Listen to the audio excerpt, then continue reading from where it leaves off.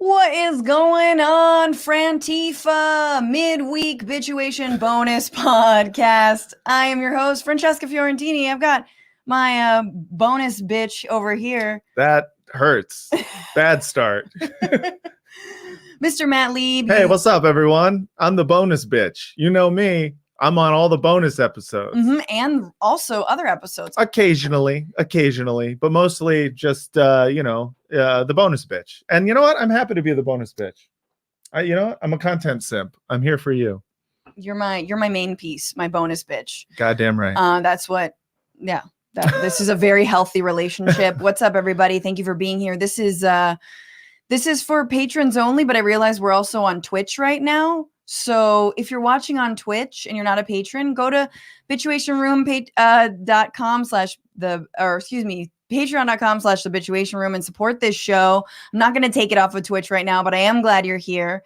Don't tell nobody. Just don't tell nobody. Don't tell nobody. Yeah, right now you're getting a sneak peek. Don't be a snitch. Don't be a snitch. But we are talking all about Gamestonks, financial regulation, but more importantly, sort of what this story means going forward. And we have the privilege of getting Alexis Goldstein, who is a senior policy analyst for Americans for Financial Reform, former Wall Street professional herself. She was on a Twitch stream with AOC last week, and she's written some excellent stuff. So I'm so glad that she's taken the time. We're gonna, get to all your burning questions if anyone has thoughts. But I want to pick up on something that we talked about on Sunday night with Danielle Perez, the comedian, who was basically chastised by her financial advisor when she was like, "So could I get in on the GameStop stocks? How do I get in on the ground floor of these GameStonks?" Yeah. And her financial advisor was like, "There have to be rules." Yeah, exactly. Yeah. No, you cannot. This is against the law. We live in a society where GameStonks are only supposed to be worth $11 a share. I love the idea that we live in a society like that. There have to be societal rules, and yet Wall Street's still a thing. Well, they live outside of society. That's their whole thing. Their whole thing is like, well, no, I mean, without us breaking the rules of society and breaking the social contract, then you wouldn't have an economy. And it's like, it feels like that's a lie. But I'm going to believe you because I don't know about stonks. Exactly. Well, we're going to find out all about stonks. I do feel this is the people that I know who've worked in finance, I've argued with them a lot. I've been, finance bros have tried to pick me up in bars. And then I'll be like, this was years ago. And I'll be like, yeah, let's go to this other bar where my friend is getting the cab. And then at some point I was like, I don't have any money. So I was like, listen, what is your Trevor? Yeah. So you're going to make, this is verbatim what I said to one dude, you're going to see more money in your life than I will see in multiple lives. Like you're going to see more money in a week, in a month than I will see in my entire life. So could you get this? Could you just pay the cab driver? And he was like, okay. Oh, nice. It worked. Yeah. And then when we got to the bar, my cousin, I was like, we got these finance guys. I got to lose them. And my cousin goes up to them and goes, oh my God, this is so awkward. Cause like, we're totally lesbians. And you were just like, I was like, oh my God. Okay. But it was very funny. And I imagine for a finance bro, that would be something that would be like, oh, really? Yeah, like, hey. Yeah, like if completely anyone's not ever understanding. been picked up on the streets, had a line shouted at them in New York City, it was probably by a finance bro. Like, are you guys sisters? That's a good line. It's a great line. I don't know what you expect to get from that line. I've never understood the idea of like, are you guys sisters? It's like, do you make out? Yeah. Like, what is there an incest fantasy going on here? It's like dudes in the 90s being obsessed with hot twins. And it's like, why? What do you hope to achieve from this hot twin fantasy? Do you hope that they're going to kiss? Because that's just wrong. I want to know from Alexis what she thinks about also the portrayals of Wall Street in Hollywood as someone who's seen The Wolf of Wall Street. Yeah. And I was like, I guess that's cool. Yeah. I don't know. But let's bring her in because I have so many questions. Yes, here she is. Senior policy analyst at Americans for Financial Reform, dropping all this knowledge on so many different platforms, including Twitch. Please welcome Alexis. Hello. Hey. Hello. Hi. Happy to be here. I feel like I should admit right from the jump that I'm like whatever the lesbian equivalent of the finance bro was, right? Like when I worked on Wall Street, I was living in New York City, and like it is probably way less cool even. It's good to know there's some continuity, right? That it's offensive to be in finance, like regardless of your sexual orientation, but it's like extra offensive when you're in the lesbian community. People are like, you do what? Yes. But when you were on Wall Street and people like the dudes you worked with, like that might have thwarted some of their sexism or not, Or made it because they worse. were like, yeah, she's not going to happen. I have to say that I've experienced more sexism in career situations off Wall Street than on. And the only reason I think that is because the time at which I joined, Wall Street had been sued so many times for sex discrimination and lost that everybody was a little bit on edge, and like it made their behavior better. I mean, there was definitely rampant sexism, but not in that sort of like overt sexual. I mean, which isn't to say it doesn't exist. I just didn't experience it. I think they just thought it was like cool, but mostly just wanted me to come play poker with them. That was kind of like the extent of that. Yeah. Well, we do need someone for poker, so we're gonna have to rein in the whole, making women feel uncomfortable thing. That's really funny. Oh God, I can't imagine what it was like. It was my college years was just spent arguing with Stern Business School kids. I went to NYU, and there was a lot of that. I know Aziz Ansari came out of Stern, so some can recover. Oh yeah. But Alexis, you've been writing some great stuff. I've been reading it, and I this story blew up last week, and so now we're sort of in the fallout of it. And I think it was funny when it happened, because I think everyone was sort of very aware that by next week we might not be talking about this anymore. It was like a very self-aware, like, it's hot right now, but what will it become in a week or two? So I think it's good that we're talking about the broader discussion. And you in your piece that you put out on your website, and your here, let me put it here, marketsweekly.ghost.io, which everyone should check out. And there's some excellent posts on there, and you write in a really accessible way. But you basically called this story like, whereas folks are calling it a David versus Goliath, you were like, it's more like Goliath versus Goliath with David as a fig leaf. And what did you mean by that for the folks who have haven't been following as closely?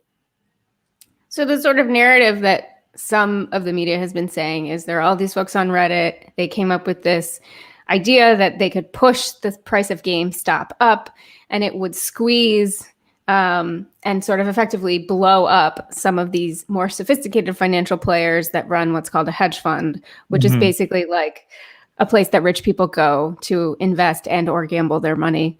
So they thought they found a good like hack to both jack the price of GameStop up and blow up these hedge funds. All of that happened, but the problem is what happened after that. And what happened after that is a different hedge fund rescued the hedge fund that blew up. Now they have a pretty lucrative agreement where the hedge fund that rescued them is going to get some of their profits for a really long time. So that's sort of one thing, right? In a zero-sum game, there are winners and losers. But, with all the sharks eating each other, usually what happens is it's just another shark that comes in and swoops up the profits. The other thing is where I used to work. So I used to work at Morgan Stanley, Merrill Lynch, and Deutsche Bank. They made the most money of the year on days that were extremely volatile, where the price was going all over the place. And so basically all of this GameStop, it's called volatility, right? When it goes up and down, it's moving around.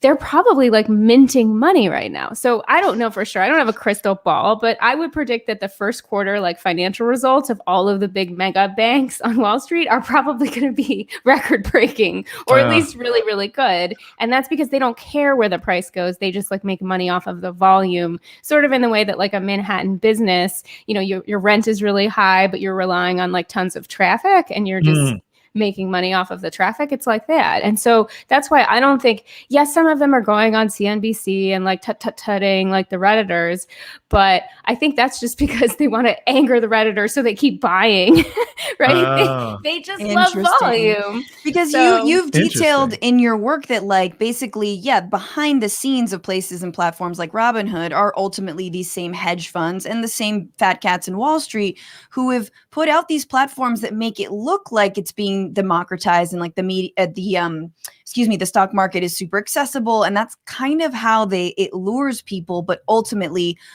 we have to remember all the data and the infrastructure. They have controls of that, and they know. They're able to look at what the retail, day traders or whatever are buying and see kind of where the market is moving in advance through looking at this data. Is at least that's how I've heard it explained.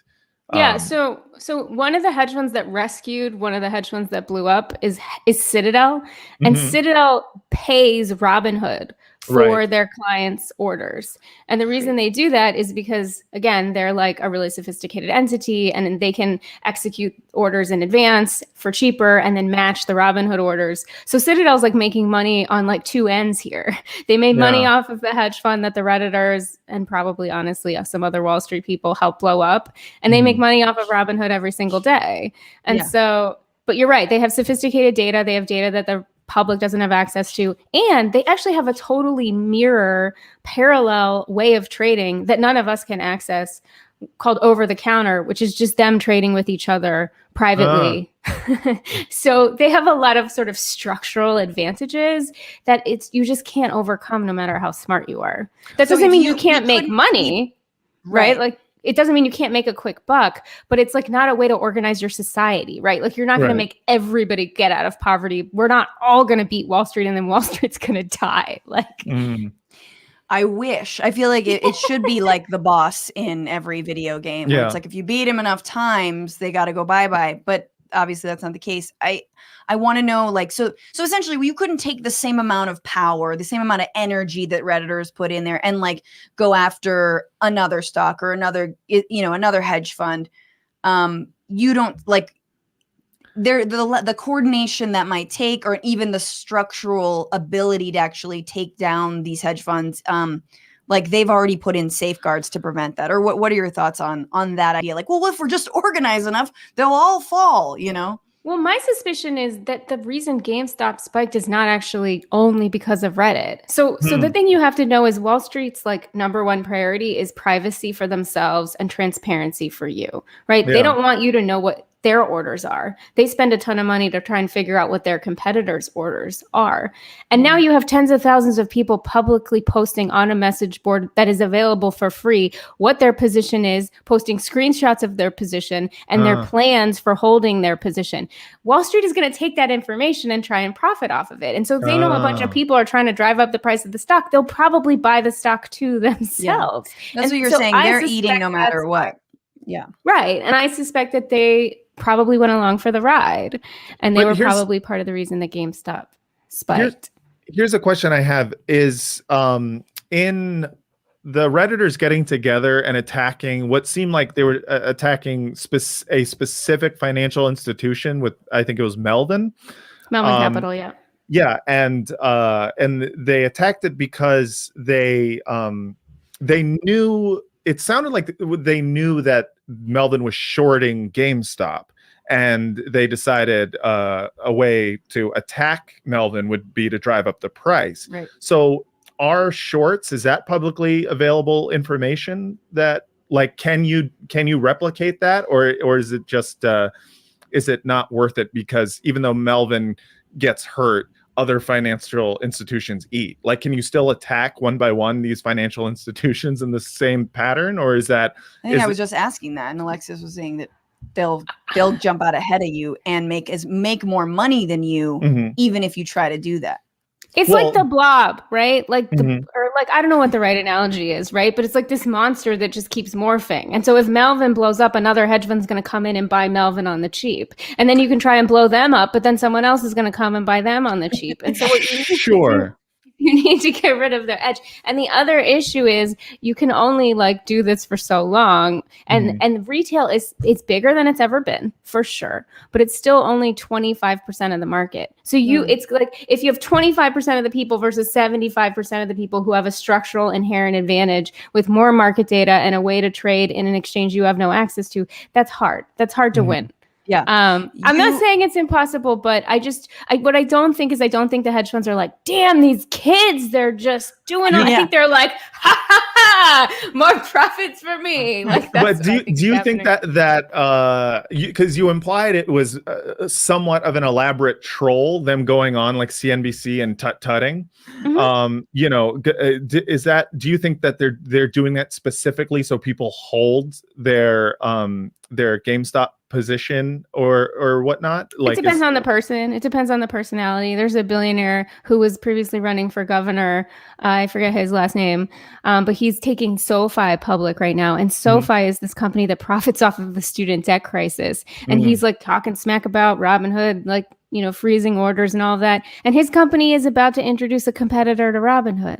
Yes. And he's, Chamath Palihapitiya. And I just don't. I think a lot of people like him have ulterior motives for what they're saying, right? Well, and he, like, Chamath is definitely like, so he's a venture capitalist and he's been rooting on this whole thing. And I'm just, before we move into what I want to talk about, which is really going forward and regulation and what we want, but why have right-wingers, whether this guy Chamath, who totally isn't an anti-capitalist leftist or nowhere near, like a 99% to the 1%, like, why from him to Fox News, to when we know like how much of this is actually going to translate to Republicans being in favor of more Wall Street regulations, probably like the chances of that are really low. But why do you feel like the right glommed onto this narrative as well?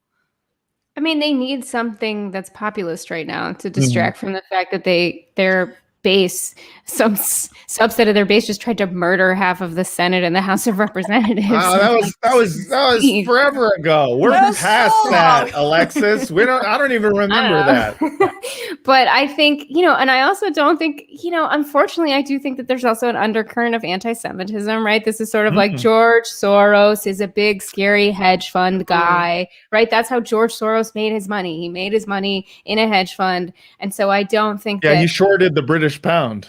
Yes, that's right. And now he's a philanthropist and whatever, and probably still investing in stuff. So I think I don't know that. I don't know that because I am one of those anti-George Soros people. I know that because I've researched anti-George Soros people. Matt's got it's true. He made a good bet. Yeah. And sometimes you make a good bet, right? These Redditors made a good bet. Hopefully some of them sold when it was at 300. Unfortunately, a lot of them didn't. I think that was one of my biggest concerns was when I saw Mark Cuban telling Redditors to hold on and hold strong recently. And I was like, bro, this is a trap at this point. Telling people who have been able to make some money from this to stay in this market that's so volatile. Like, I was like, this is a trap. I got my Admiral Akbar on and I was like, that's a trap. Immediately. I mean, that's the analogy I always use, right? It's the casino. Wall Street is the casino. They're the house. And Reddit has figured out a way for a lot more people to hit the jackpot, but that doesn't mean that the house isn't still winning over time.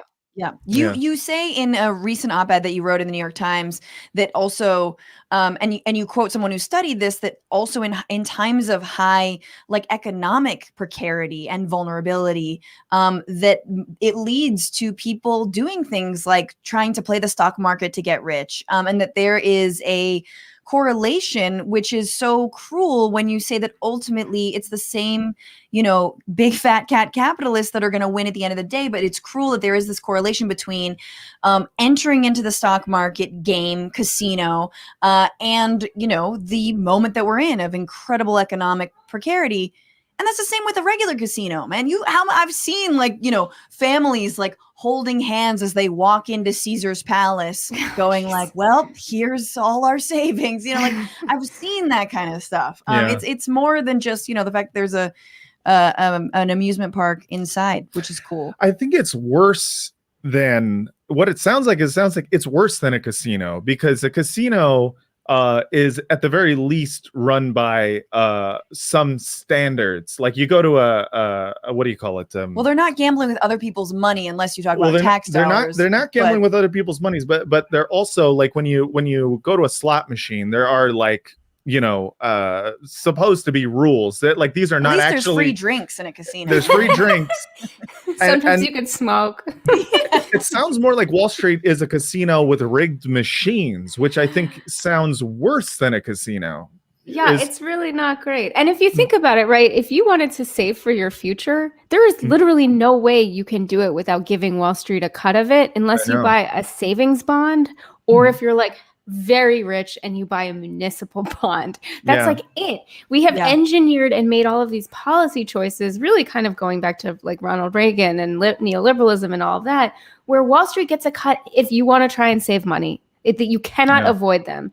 And we don't have to have it that way, right? We could make different policy decisions. We could have like a government national investment authority that funded public projects. We just don't right now. Or we could have pension funds instead of 401ks. Well, but even pension funds in the society we have built in America today invest their money with Wall Street. There's just no public option. Well, that's what I mean about that. Playing with other people's money is a lot of pension funds are invested, and whether, or mortgages, if you want a home, like that's ultimately going to funnel into Wall Street as well. I have a credit union, but like, can we have a credit union on a bigger scale? Sounds like what we need is a big public bank. Does that exist? Public banks, postal banking would be a great solution.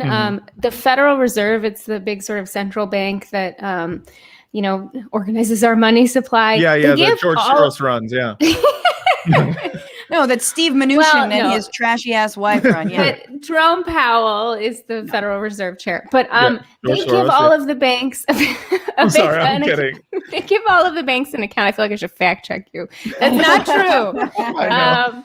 They could give every person in America an account. We could all have like a free account with the Fed. And there's some academics that have a proposal to do that. It's the Fed accounts proposal. Every post office, we already have all of these like storefronts all across the country. In every community, there could be postal banking. There's tons of different cool ideas. We've just never had like enough lawmakers that were actually interested in democratizing finance. And that is what democratizing finance would really be. It's not Robin Hood. It's not more people winning, at the casino. It's like, actually, how do we take out the predatory aspect of finance and make it public? Yeah. And that's what I'm really interested in. Can the system as it is right now is obviously completely rigged and weighed in one favor, but can you actually rein in the stock market? Is it even a good thing? Is it a net good? Should we even have it?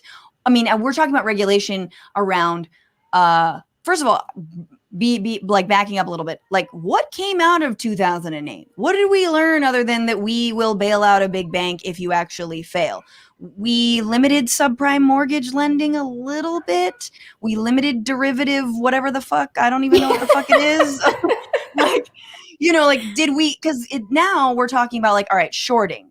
We shouldn't necessarily allow shorting. And Maxine Waters is looking at that. And I think Elizabeth Warren's been talking about this stuff. I don't know if it's going to happen. That's a whole other discussion. But like, have there been major financial regulations in the last 10 years? There have, and I should say that I don't think shorting is the problem. We can get into that if you want. But if you don't have a way to sort of figure out what stuff is overpriced, then you just have corporate profits go up, up, up, up, up. And what we've learned is the way that corporations have structured themselves is the CEOs want the price of the stock to go up. So the CEOs do what Reddit tried to do to GameStop, but they tried to do it to their own stock all the time. This is buybacks, Stock right? buyback. Exactly. Yeah. But the problem is that doesn't translate into more wages for the workers. It doesn't have to be that way. But I do think that banning short selling might make the problem worse, not better. So that I just want to throw that out there. That explains why Elon Musk was saying we should ban short selling. And I was right, because he just wants Tesla to be worth whatever, $100,000. I don't know. But I will say there's a bunch of very good things that did happen in the last 10 years. We obviously need to do more. My favorite is the Consumer Financial Protection Bureau, which was the brainchild of Elizabeth Warren. And if you ever have a problem with a financial company, if you go to consumerfinance.gov/complaint and file a complaint against them, A, they hate it. B, they're going to get back to you 10 times faster than they would if you try and call their number and like wait for a million minutes. So that's just like a pro tip. If a financial company rips you off, consumerfinance.gov/complaint, you will annoy them. You will probably get your money back and somebody in the government will help you. So I think that's a very good thing. They've gotten like $12 billion back to people who were scammed by their financial company since they were originated. And there were a bunch of rules that I think reined in a lot of things, but the problem is it's a whack-a-mole, right? We sort of solved the last problem. Now we're on to the new problem. And I think it certainly didn't go far enough. And the thing that I like to think about is even zoom out even more. So yes, there's more financial regulation that needs to happen, but how do we restructure power in our economy? And one of the ways that I think about doing that is things like baby bonds, right? Things like canceling student debt, which happens to be a particularly pragmatic tool because the government owns 4 out of every $5 of federal student debt is owned by the government. Yeah. And the education department has the authority now to cancel that debt if they wanted to. And that would be a really meaningful thing that could sort of move some money around in society and free some people from debt. It's obviously not a panacea, right? But I kind of feel like if you have a tool on the table and it's just sitting there and all of your other tools are locked up because like Mitch McConnell and all the other Republicans, like maybe use the tool on the table. I don't know. That's exactly. And it's also like a just do no harm type, approach. It's like you could just not do this thing, like keep on charging people for their shitty college educations, no disrespect, but like, let's be real. Yeah, no. And I think, we work on a show called News Broke. New episode drops very soon. Also, if anyone's watching, hey, become a patron because I put this out on Twitch by accident, but I'm so happy everyone's here because it gives us, makes us feel together. Don't tell nobody. But go to patreon.com/Bitchuation. Tell them about the Patreon. Yeah. I wanted to know, the stock market generally it's like stocks are soaring. The market is soaring and it has nothing to do with actual people. It has nothing to do with the health of our real economy. Whether people have good paying jobs, whether people have jobs at all, along with unemployment and GDP, these are things that also don't give us that great of an idea because unemployment, for example, you have to be actively searching for a job to even be considered unemployed. And especially now, so many people out of work, mostly women. So, man, going forward, getting out of what might be a really awful recession, when we see the market surging, when we see billionaires' profits coming, people like Bezos, wherever the fuck he's gonna, whatever new form he's going to take. R.I.P. to a real one. R.I.P. He's gonna launch a fucking presidential campaign or something. Yeah. I'm very scared. Or a rocket. But where do we, what do you feel like is the 4 to 10 year plan when it comes to reining in Wall Street or proposing something that could run alongside it and not offend beyond canceling student debt, which I think is a really, really important piece? You have to break up the concentrations of power. And there's so many ways to do that, right? And you just mentioned Bezos, right? So Amazon is like a huge concentration of power that needs to be broken up. There's lots of roles for the government to play to do that. We were just talking about the Consumer Financial Protection Bureau. So somebody who's currently at the FTC, who has sued Facebook and sued Amazon for screwing over its drivers and stealing their like wages and stuff is a guy named Rohit Chopra. He's currently a commissioner. He's now been nominated to go over to the Consumer Financial Protection Bureau, but he's a real champion for consumers. Nice. And so I think, those agencies have a role, right? We've done this before in the country. Like in the 30s, after the financial crash of the 1929, there were all of these trials that were very public at the time about the money trusts who had like built these concentrations of power. So government can have a role in breaking them up. And then there's, we just need to think about undoing some of the legacy of like Reaganism. Unfortunately, Clinton just kind of was part of the same little story there. But corporations are incentivized to just prioritize their stock over their workers. And we had a moment last spring when we did that, the stimulus in response to the pandemic, where Congress tried to tell the Fed, like, look, we want you to prohibit people from firing workers if we help them. We want you to not do stock buybacks. We want you to rehire people.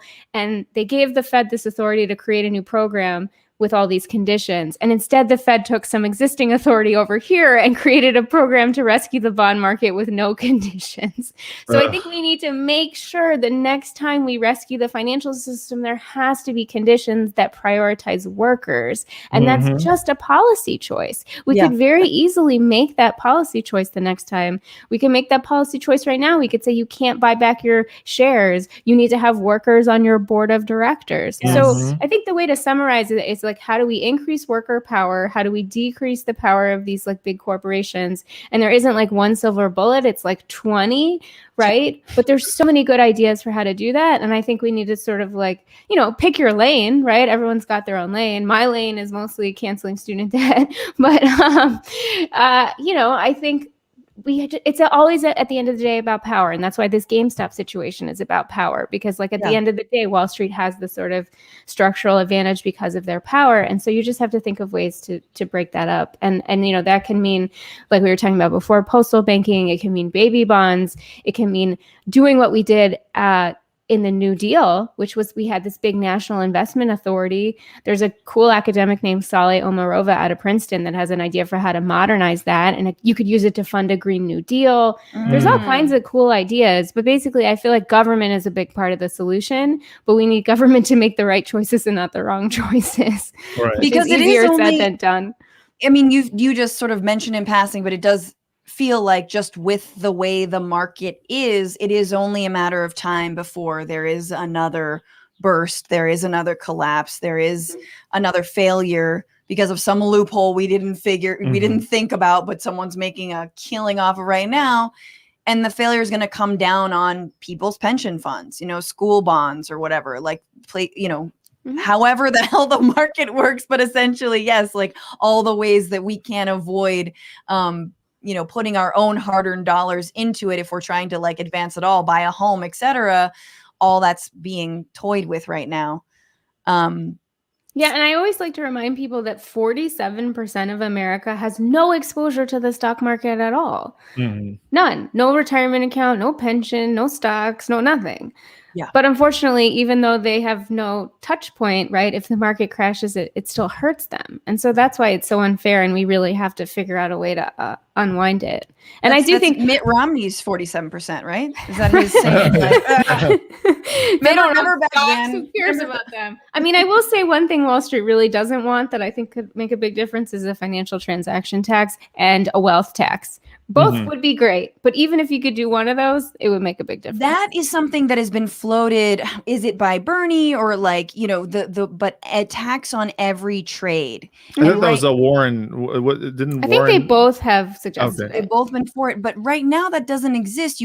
But there is a capital gains tax, which is there is actually a financial transaction tax. It's just charged by like Wall Street on itself, and like some of the SEC charges one. They love to tell you it's crazy. We couldn't possibly do this thing we already do. Right. Yeah. Oh my God. In Hook, when they're like all eating the food that doesn't exist. That is how I feel like Wall Street it's just like Lost Boys in Never Neverland going like, Peter, use your imagination. You're doing it, Peter. And they're there's all the food, but there's nothing there. It's not real. It's not real Just money. 1,000 Wall Street bros at the New York Stock Exchange going, "Bangarang, Peter!" Oh, kill me. We love Hook. We're a Hook family. Pot F2. Can Alexis explain how short sellers are supposed to cover 140% of available shares? I don't even know what that means. Oh, I have that same question. That's a good question. So like short, I don't know if you want me to explain this, but I'm happy to explain shorting. Do it. Why not? So shorting is what you were saying earlier, that you don't think it's necessarily the problem. And I don't, but I think that's an interesting question. I mean, just to answer the question. Yeah. So when you short something, you bet against it. How do you do that? You used to be able to, well, you know what? Never mind. The way that you do it is you borrow the shares from somebody else, right, and they charge you interest, and then you wait for the stock to fall.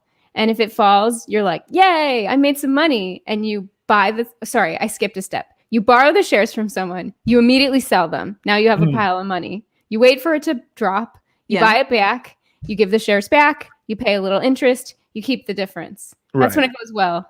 Mm-hmm. When it goes badly, but you're hoping for it to fall. Sorry, when it goes badly, you're hoping for it to fall, right? So that when you sell it back, it's when you buy it back. So I've sold it, right? Yeah. I sold it immediately. I got some cash. I wait for it to fall. Then I buy it back at a lower price. I give it back to the person I borrowed it from. I keep the profit. I see. Yeah, you I pocket see. the So difference. however much it fell by, right? Plus a little interest. Fee. Okay, yeah. When it goes badly, so I borrow it from you guys. You give me 100 shares. I'm like, cool. I sell it. You know, now it's going up and up and up, and I'm like, oh no. And it keeps going up. And you guys aren't just going to be like, oh, Alexis, we believe in you. We're sure the stock will keep going down eventually and you'll give us our shares back. You're going to be like banging on my door. Like, I need some money because you're going to go bankrupt soon and I need your money. And that's what's called a margin call. And so the short squeeze was basically when that was happening to a bunch of people all at once. They were all like sweating and like, oh no, and I need to give these people my loan shark is banging on my door. And so you have to like sell a bunch of other stuff to get rid of it. But the question from the listener is, so they were saying that GameStop was 140% shorted, which is confusing because if you have to borrow the stock first, how could there be more than 140% of the shares shorted?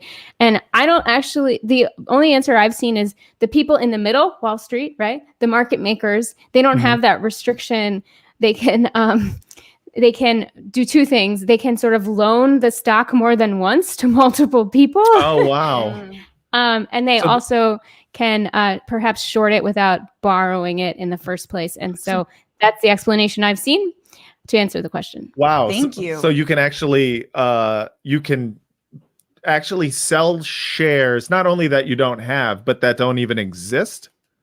Well, first of all, you can't do it and I can't do it. But Wall Street has a business called securities lending, and they're the people that like loan the shares out. And from what I've read, I didn't work in securities lending, so that's not my area. So, if one of your listeners did, they should tell you how it works. But my understanding is, you can sort of like loan two people the same 100 shares. Wow. Damn. Anyway, Bangarang and Wall Street. Bangarang and baby bonds. Which just last thing, I am curious about baby bonds. Baby bonds, like every baby born in this country would get like a bond. A bond. Yeah. That would increase in increase in value. Yeah, so that you'll have something. All babies are born with with bonds. Yeah. Correct us if we're wrong. Like a maternal bond. A bond. It's like a bond you have with your mother. Yeah. A baby bond. But it's money. Yeah. But it's a little bit like a UBI kind of thing, which is like. No, what is a baby bond? I really don't know. Well, it's that, right? It's that you would get a bond that would be a government bond that would be accrue over time, over your life, and eventually you'd be able to access that money. It would be a slow growth. I don't know. You explain, Alexis. So I don't know I don't remember the amount, but so let's just make one up. You're born, your parents get, or whoever is in charge of you as a baby, I don't know, get a bond that's worth $1,000.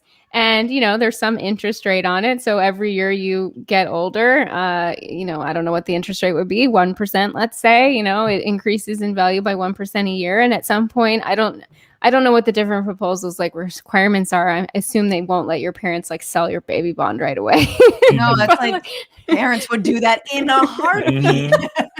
But the idea is it's a way to give everybody wealth, because right now you're only born into wealth. Generally speaking, if you're white, just statistically speaking, you're more likely to be born into wealth.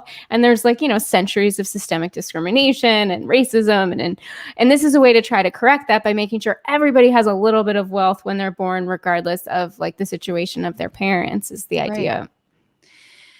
I mean, and that's the other thing is if more people were bought into the stock market, I mean, if the well-being of more people were, I mean, hear me out on this, just like any public good, right? If it were shared among all people, then the rich would have more of an incentive to make sure that it actually is not volatile.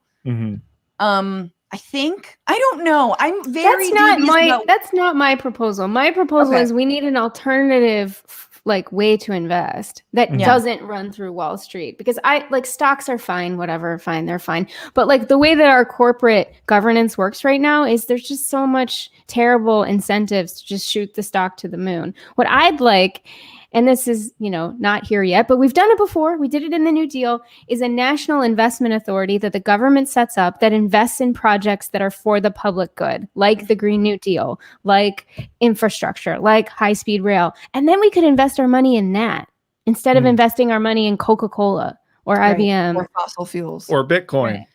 Or Bitcoin, which uses a lot of energy. I learned the other day that all of the servers mining Bitcoin, which is that process by which they create new Bitcoin, uses more energy than Google.